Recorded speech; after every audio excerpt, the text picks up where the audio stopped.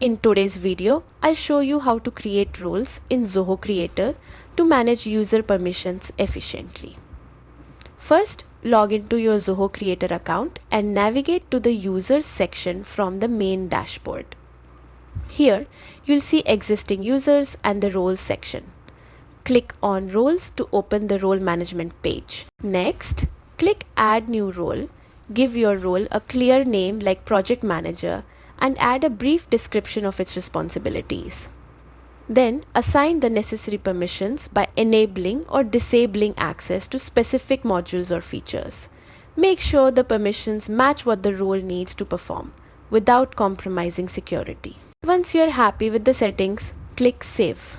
Your new role is now created and ready to assign to users. Setting up roles properly ensures your team collaborates effectively while keeping your application secure. And that's it. Creating roles in Zoho Creator is simple, quick, and essential for smooth app management.